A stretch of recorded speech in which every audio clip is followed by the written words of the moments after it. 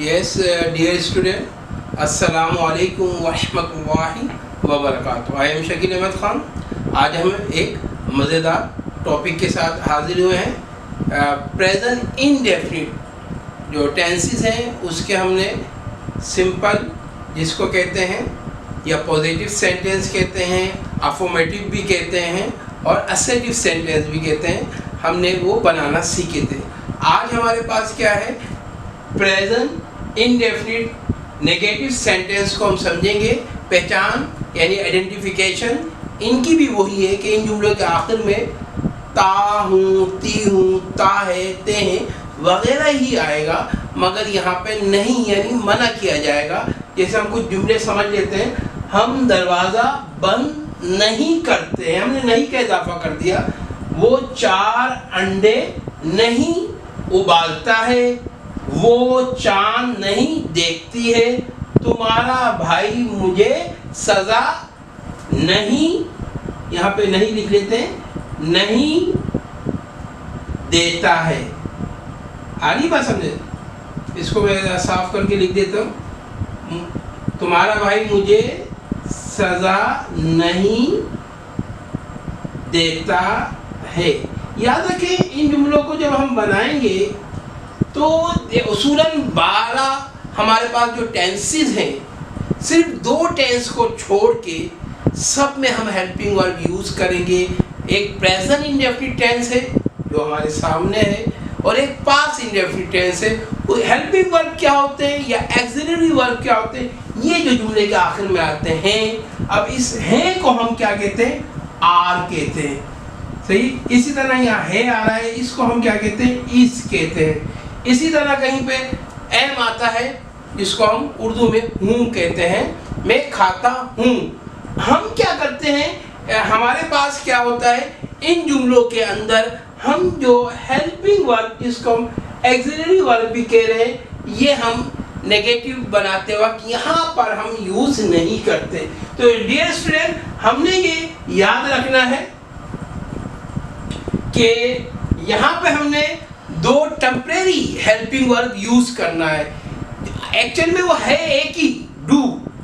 हाँ, मैंने आपको प्रेजेंट इंडेफिनिट जब समझाया था उस वक्त मैंने बताया था कि अगर थर्ड पर्सन सिंगुलर हमारे पास आता है, जो हमने क्या थे, ही, शी, इट या सिंगुलर नेम अगर आता है और वर्ब के आखिर में ओ आ रहा, वर्ब की बात कर रहा हूँ, नाउन की बात नहीं कर रहा मैं, इसको आप क्लियर करिएगा कि वर्ब के आखिर में जैसे गो है, डू है, ओ आ रहा है, और अगर ही शी इट आ रहा है तो हम क्या करते हैं, ओ सी एच या एस एच आ रहा हो, जैसे वॉश है, डैश है, धक्का देना, तो हम ई एस का इजाफा। शर्त यही है कि शुरू में थर्ड पर्सन सिंगुलर आए। तो ये हमारे पास जहन में हमने रखना है।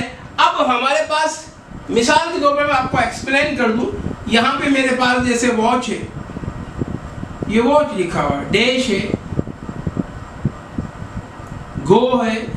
आप देख रहे हैं इन वर्ब जो हमारे पास है, वर्ब है क्या, मैंने आपको definition, verb is the word which describe something.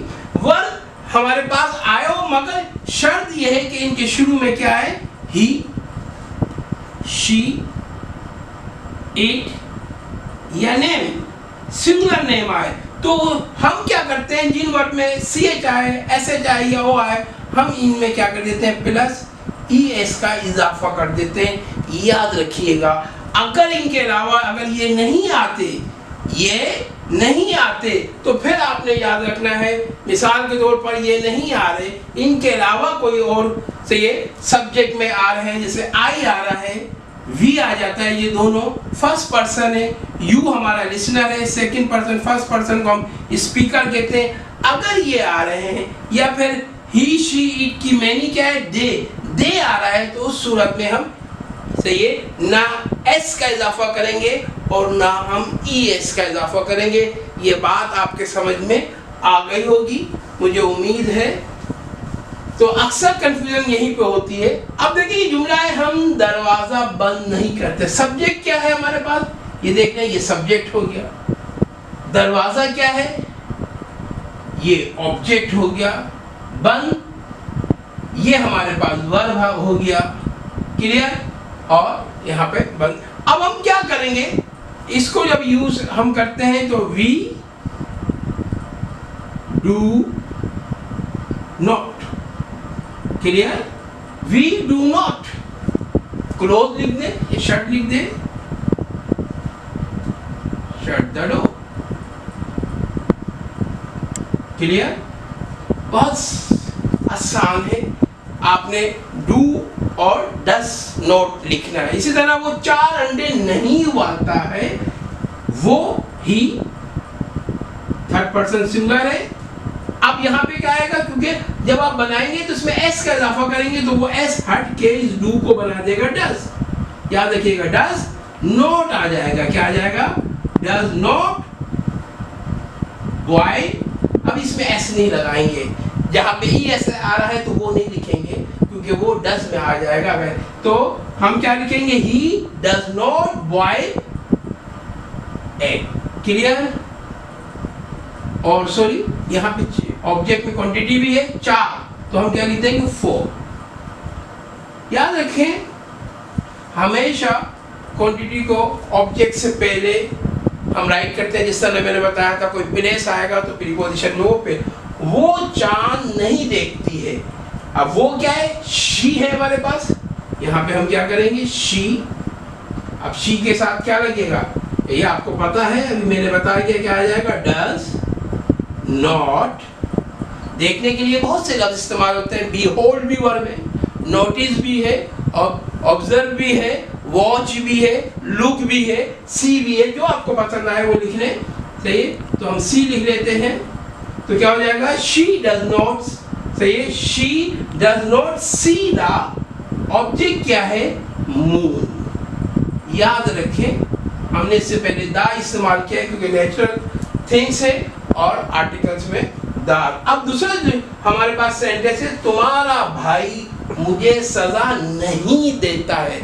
अब हम क्या करेंगे, तुम्हारा भाई क्या है, सिंगुलर है, तो हम क्या करेंगे, योर ब्रदर। अब ये सिंगुलर है तो फिर क्या यहाँ पे क्या आ जाएगा, डज नॉट, डज नॉट। और सजा देने को क्या कहेंगे, पनिश, क्लियर। तो क्या हो गया, your brother does not punish, punishes था, ये हट के इसको डज बना दिया। सही है, ऑब्जेक्ट क्या है, मुझे, तो क्या कर देंगे, लास्ट में ऑब्जेक्ट लिख देंगे मी।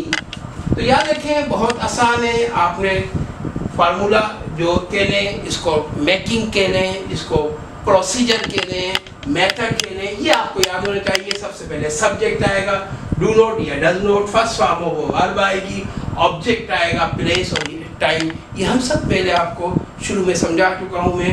तो मुझे उम्मीद है आप इसी तरह आप जैसे हम हैं, यहाँ पे आप तुम लिख लें, यहाँ पे वो है, यहाँ पे शी यूज़ कर लें, इस तरह डिफरेंट बनाएं। जब इन पे आपकी महारत हो जाए तो फिर आप दूसरे जुमले बनाएं, खुद उर्दू बनाना सीखें।